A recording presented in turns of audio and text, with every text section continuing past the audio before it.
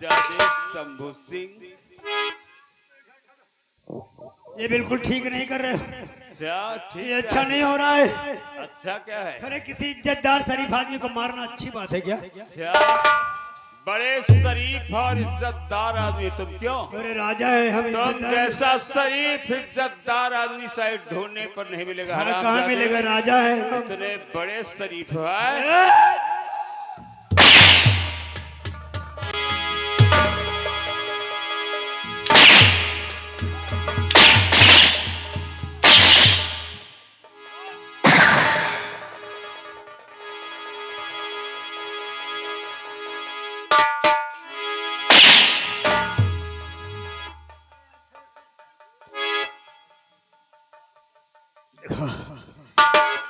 अरे मैंने कौन सी गलती कर दी?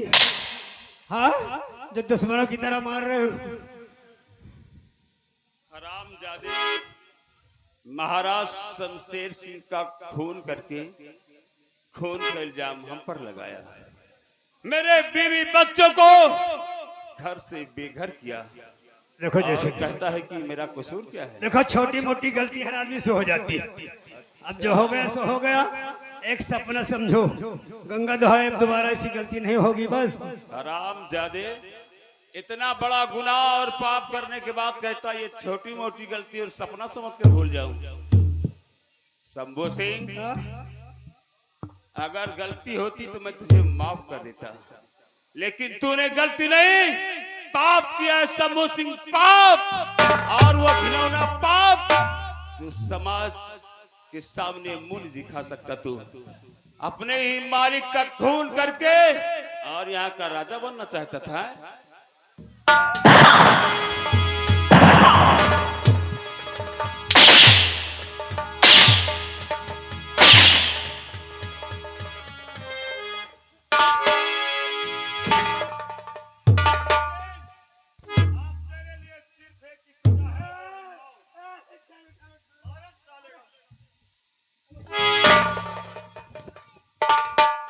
देखो, इतनी बड़ी गलती नहीं करेगी, जान से मार दे। गोली मत चलाना जैसी, गोली मत चलाना। क्यों? देखो, हम मरना नहीं चाहते। क्यों?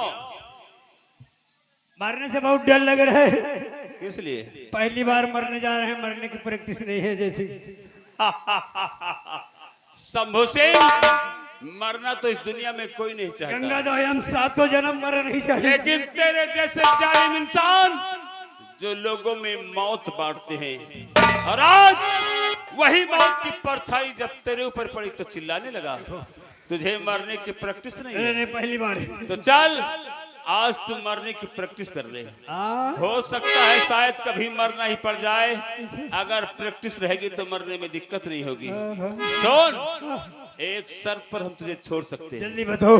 हम तुझे भागने का मौका देंगे। पहले मेरी बात सुन, हम तुझे भागने का मौका देंगे। कहां तक? कहाँ तक? मेरी इस बंदूक की निकली हुई गोली के रेंज से अगर तू भागने में आगे निकल गया तो बच जाएगा, और नहीं भाग पाया तो भी मौत मार। अरे नहीं, मैं भाग रहा हूँ। तुम गोली में चलाना थोड़ी देर।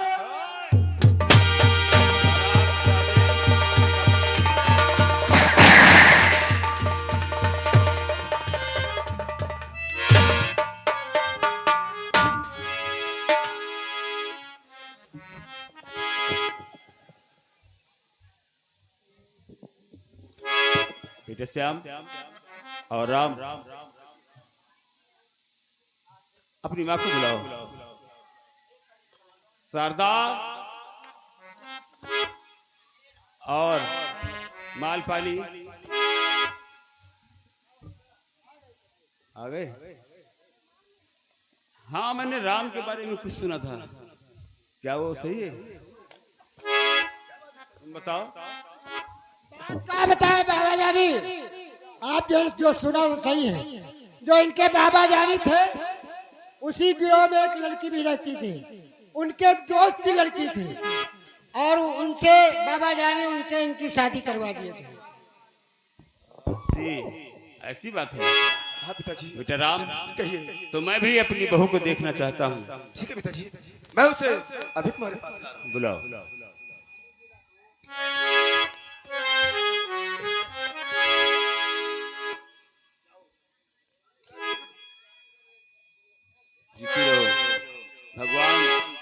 तुम दोनों की जोड़ी सलामत रखे। और बेटा श्याम और बेटी राजकुमारी रत्ना, मैं जानता हूं कि आज तुम्हारा इस दुनिया में कोई नहीं है, क्योंकि तुम्हारे पिता को मारने वाला ये दुष्ट समूह सिंह था, जिसका आज मैंने खात्मा कर दिया। लेकिन तुम घबराओ नहीं, आज तक इस खादिम से जो हो सका है इसने तुम्हारे लिए किया है, और आगे भी हमसे जो हो सकेगा हम अपनी करनी में कसर नहीं छोड़ेंगे। तुम्हें कभी किसी बात की तकलीफ नहीं होगी, कभी एहसास नहीं होने दूंगा कि तुम्हारा इस दुनिया में कोई नहीं है। और आओ, आज तक तो तुम दोनों एक दूसरे के लिए तड़पते रहे, तरसते रहे, तो आज मैं तुम दोनों की वो बरसों की ख्वाहिश पूरी की देता हूँ। आज मैं तुम दोनों को एक ऐसे अटूट बंधन में बांधने जा रहा हूँ जो एक जन्म तो क्या 7 जन्म तक नहीं टूटता। और हमें विश्वास है कि तुम दोनों इस अटूट बंधन को कभी टूटने नहीं दोगे।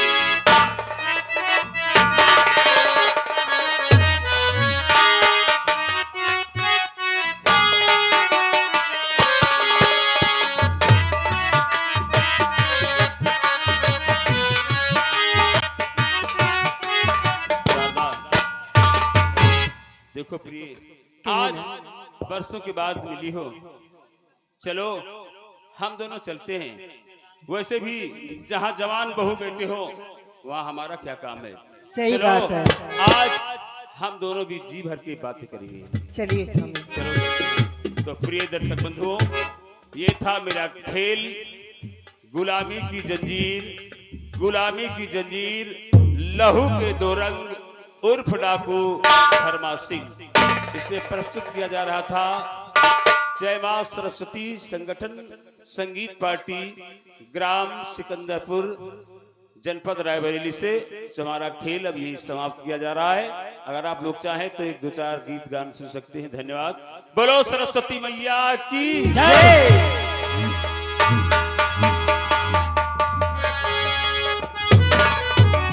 हेलो, ये आ गए हमारे